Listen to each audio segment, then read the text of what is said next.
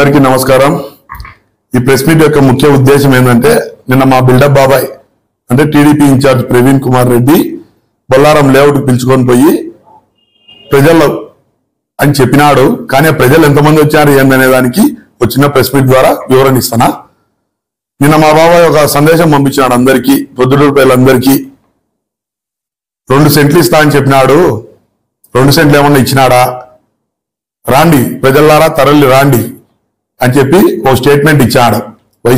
టీడీపీకి సంబంధించిన కార్యకర్తలు, నాయకులు, నందమూరి అభిమానులు మరియు ప్రజలు మీకు రాచమల్లి ఏం మోసం చేసినాడో నేను చెప్తా అని చెప్పినాడు। అక్కడ ఫైనల్ గా ఏం జరిగిందంటే బొల్లవరం లేఅవుట్ లో మొత్తం ఫ్లాట్లు ఇచ్చింది మనం 9600 మందికి ఇచ్చినాం। 9600 మందికి। ఇప్పుడు ప్రజల్లో అసంతృప్తి ఉంటే ఆడికి ఎంతమంది వచ్చి ఉండాలా? మినిమం అంటే ఒక 2000 మంది అన్న రావాలి కదా। ప్రభుత్వం మీద అసమ్మతి ఉండి జగన్మోహన్ రెడ్డి మా రాచమల్లి శివప్రసాద్ రెడ్డి గారు ఇచ్చిన 1.5 సెంటు భూమి అయిష్టత ఉంటే మోసం చేసినాడు అనుకుంటే 9600 ఇళ్ల పట్టాల్లో ఒక 2000 మంది అన్న ప్రజలు రావాలన్నా లేదా? తీరాదు వచ్చే ఒక ఐచర్ బండికి వేసుకొని పోయినాడు। అందులో వచ్చింది లబ్ధిదారులు 2-3, దాంతో ప్రెస్ మీట్ పెట్టించింది 2తో చెప్పించినాడు। అది కూడా టీడీపీకి అనువైన వారితో పెట్టించినాడు। మొన్న 2 రోజుల కిందట ఒక ఇన్సిడెంట్ జరిగింది, మీ ప్రెస్ వాళ్ళకు కూడా తెలుసు। ప్రొద్దుటూరు ప్రజలందరూ కూడా మాట్లాడుకుంటారు। హైదరాబాద్ పోయినారు, అపాయింట్మెంట్ ఫస్ట్ రోజు దొరకలే, 2వ రోజు ఏదో అపాయింట్మెంట్ దొరికినది। అప్పుడు వాసన్న, వీళ్ళ నాన్న, వాళ్ళ అన్న ముగ్గురు కలిసి లోపలికి పోయి పెద్దాన వీరశివాడన కూడా పోయినాడు। కాకపోతే లోపల పోయినాడు లేదు నాకు పెద్ద క్లారిటీ లేదు, టికెట్ కన్ఫర్మేషన్ కోసం అని చెప్పి పోయినారు।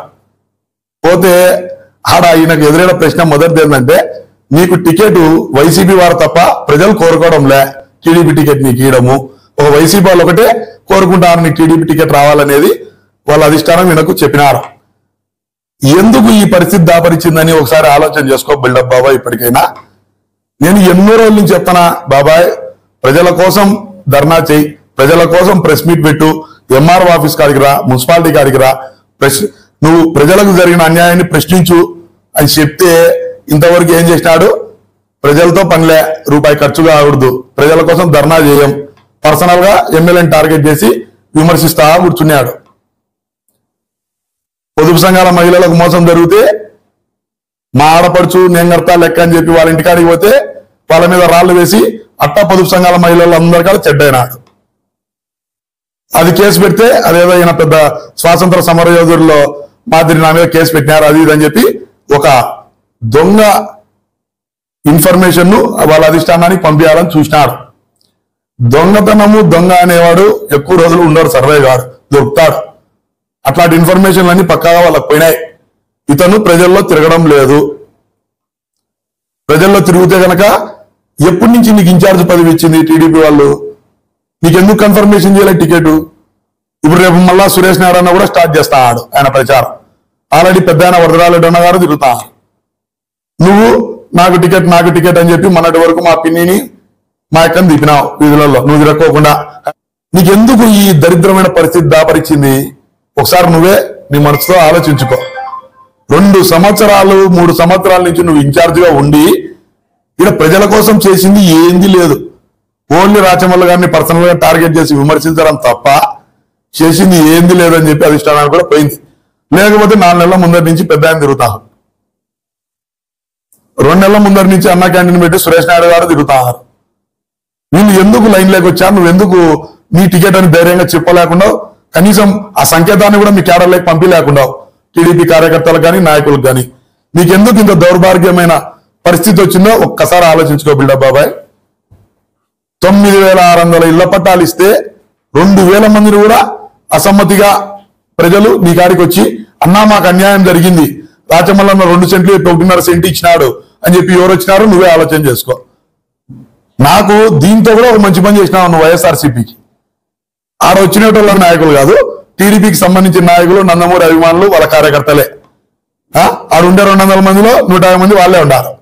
నువ్వే పిలుచుకొని చూపించినట్టుంది, చూడు జగనన్న కాలనీ ఎట్టుందో, ఎంతవరకు ఎన్ని ఇల్లులు పడినాయో, కరెంట్ ఏముంది, నీళ్ళు ఏముండాయి, రోడ్డు ఏముంది అని చెప్పి నువ్వే వాళ్ళందరికీ పిలుచుకొని పోయి లేనంతో పెట్టుకున్నావు నువ్వే।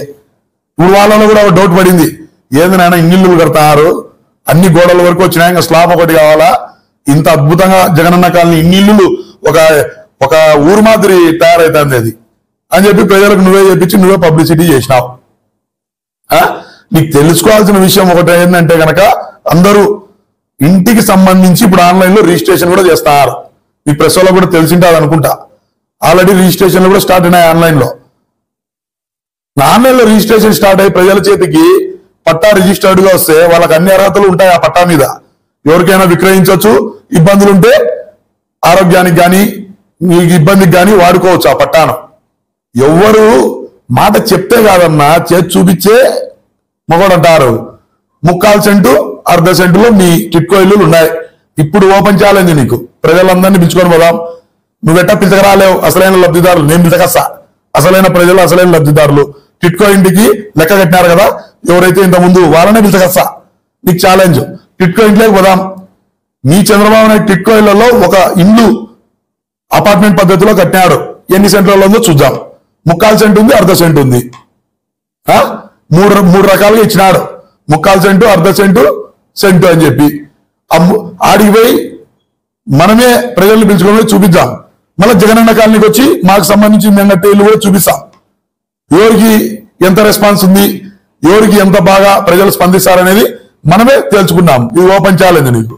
ఇంతకుముందే చెప్పినా నీకు ఒకసారి, ఇదే ఇంటి స్థలాల మీద నువ్వు అనవసరమైన ఆరోపణలు చేస్తే ఏమని చెప్పినా, వద్దు బాబాయ్, బిల్డప్ బాబాయ్, మనకు తెలిసినది మనం చేద్దాము. నువ్వు పిన్ని రాండి, నేను మా భార్య వచ్చాం. టిట్కో ఇళ్లలో 1 నెల కాపురం ఉన్నాం ఇద్దరము. మళ్ళా వచ్చి మా జగనన్న కాలనీకి సంబంధించి మా జగనన్న ఇళ్లలో 1 నెల కాపురం ఉన్నాం. నువ్వు మనసు మీద చేయబెట్టుకొని నువ్వు మా పిన్ని జగనన్న కాలనీ ఇంటికంటే టిట్కో ఇల్లు బాగుందని నువ్వు చెప్పించగలిగితే నీకు దండం పెట్టి ఓకే బాబాయ్ నువ్వు చాలా గ్రేట్ అని చెప్పి చెప్తా అని ఓ కాలంలో అని చెప్పిన 4 నెలల కిందటినే. ఇప్పటికైనా ఛాలెంజ్కి రెడీనే నేను. నిన్న ఏందో త్వర చూపిస్తాడు, ఏందో కాలు పెట్టి. ఏది బాబాయ్, అదేం మనమేం బేస్మెంట్ ఏమన్నా వేసినామా, ఆర్ఆర్ ఏమన్నా కట్టామా, పిల్లర్ మీద కూర్చుందా లేదా అనేది చూడాలి. ఎవరైనా మళ్ళీ నువ్వు సివిల్ ఇంజనీర్, నువ్వు మళ్ళా 9 హోల్స్ వేసి దాని మీద బేస్మెంట్ వేస్తా ఉంటే ఆర్ఆర్ లేకపోకుండా, అదేం మనం ఫ్లోర్ మీద ఫ్లోర్ ఏం కట్టాం. మనం ఉండేది ఏంది, 1 సెంటు స్థలము, 1/2 సెంటు, 1/4 సెంటు, మళ్ళీ ఏంది ముందు పక్క రేకులు కూడా వస్తాయి. ఏదానికి వాళ్ళు పార్కింగ్ చేసుకునే దానికి, వెహికల్స్ కు సంబంధించి పార్క్ చేసుకునే దానికి కూడా రేకులు కూడా ఉంచుతారు. ఇప్పుడు చూసిన ఇంటికాడ మళ్ళా రేకులు కూడా ఉంచుతారు. రేకులు ఉంచిన తర్వాత మళ్ళా అండర్ గ్రౌండ్ డ్రైనేజ్ సంబంధించి కాలువ వస్తుంది, పైప్ లైన్ పోతుంది. అంతా కలిపితే 1.5 సెంటు వస్తుంది. మున్సేకర్ అన్న నీ పార్టీకి సంబంధించినడో లేదో నువ్వే ప్రెస్ మీట్ పెట్టి చెప్పు, అది కట్టిన ద్వారా కూడా చెప్తారు. ఏదో ఇప్పుడు మున్సేకర్ అన్నకు నేనే ఫోన్ చేస్తాను, కాంట్రాక్టర్ నా మున్సేకర్ అన్న నేను లేనా, వంశీని లేనా, భూమిరెడ్డి 32 అన్నా. ఏం లేదన్నా, ఒక చిన్న విషయం. నీకు ఎన్ని ఇల్లు వచ్చినాయన్నాడా మన బొల్లారం లేఅవుట్లో? ఎన్ని ఇల్లు కడతా ఉన్నా? 1300 ఇల్లు కడతా ఉన్నా అన్న. ఇప్పుడు నిన్న తాటిసీన్ ఉన్న వాళ్ళకి సంబంధించి చెప్పినారు కదా, వాళ్ళ లబ్ధిదారులకు ఎర్రన కొటాలు వాళ్ళు ఐటీఐ అకౌంట్ చేసుకోవడం లేదా, చేసుకోకుండా ఊరికి పోయి అతను అప్పటి మీడియా క్యాబ్ వల్ల మాట్లాడింది. నిన్న ఊరికి ఫోన్ చేసి సాయంత్రం వచ్చాక చెప్పిన ఐటీఐ అకౌంట్ చేసుకోమ్మా, ఎందుకంటే డబ్బులు వాడుకుంటున్నారు, ఇప్పుడు అట్లా చేయడం లేదు అని. ఆమె చేసుకోవడం లేదు. ఇప్పుడు జనరల్ గా ఇప్పుడు నిన్న సంబంధించి ప్రవీణ్ పోయినారు కదా ఆడికి. నేను మామూలుగా జనరల్ గా అడుగుతానా, టీడీపీకి సంబంధించిన వ్యక్తివే నువ్వు కూడా. ఐవారపల్లె శేఖర్ రెడ్డి అన్న అంటే కనుక, శేఖర్ రెడ్డి అన్న అంటే మన దూరు మండలానికి సంబంధించి నువ్వు కూడా ఒక ముఖ్య నాయకునివే టీడీపీకి. మళ్ళీ దీనికి నీ సమాధానం ఏంది ప్రవీణ్ ఇట్లా ప్రెస్ మీట్ పెట్టిన దానికి? నేనైతే వాస్తవం చెప్తున్నా, నేనైతే పొద్దున్న ఏదో బంగాళన్నా అందుకు చేయమన్నాడు. నేనైతే మనం అయితే క్వాలిటీగానే చేస్తామన్నా. మళ్ళీ ఎందుకు నిన్న తాటిసీనుకు సంబంధించిన నీదే కదా అది ఇల్లు? మేము కట్టిందన్నా దాంట్లో ఒకటి మాది, ఒకటి తను ప్రకాష్, ఒకటి చూపించదు పిల్లలు తక్కువక, అది ప్రకాష్. ఇప్పుడు నీకు సంబంధించి ఏం ఆరోపణ చేసిన అన్న అతను ప్రవీణ్? మాది లెక్క తీసుకున్నారు, ఇన్నాళ్ళు అయితే మన దేశంలో ఉందని ఫోన్ చేసిందా. మేము జీరో అకౌంట్ ఇప్పుడు డబ్బులు వాడుకున్నాము, జీరో అకౌంట్ చేసుకుని జీరో అకౌంట్ చేసుకునేదాన్ని గోడలైనాయి, స్లాబ్లైనాయి చెప్పినాం. ఆమె ఇన్నాళ్ళు పలకలే, మళ్ళీ నిన్న చేసి అదే మాట. అంటే తప్ప ఎవరిది? విషయం తెలుసుకోకుండా మాట్లాడిన తప్ప, లేకపోతే ఇది మన గవర్నమెంట్ తప్ప? వినిపించే తప్పు కదా. జీరో అకౌంట్ చేసుకోవాలి, పైనుంచి జీరో అకౌంట్ చేసుకోవాలి, జీరో అకౌంట్ చేసుకోవాలి. ఆప్షన్ 3 మార్గం. అంటే ఇప్పుడు ప్రవీణ్ మా రాచమల్లి మీద గవర్నమెంట్ మీద చేసిన వ్యాఖ్యలు తప్ప కరెక్ట్ అన్నా అతను తెలుసుకోకుండా పెట్టడం వాడా? అయితే జనాల కల్లా కాబట్టి ఏం జరగలే, ఇల్లు అయితే క్వాలిటీగా ఉండే ఆల్రెడీ. అంటే ఇప్పుడు నువ్వు చెప్పినా కరెక్ట్ అన్నా, అతను వచ్చి రాజకీయం కోసం చేస్తాడు. ఇప్పుడు హౌసింగ్ వాళ్ళు గురించి వాళ్ళ విజిలెన్స్ డిపార్ట్మెంట్ ఉంది, నెలకు వసూలు చెక్ చేస్తారు, పోల్ కటింగ్ చూసుకున్నారు, ఇల్లు వస్తారు, అందరూ వస్తారు, క్వాలిటీగా చేస్తున్నాం. అంటే ఇప్పుడు ప్రవీణ్ రాజకీయం కోసం ఇది చేసినాడు.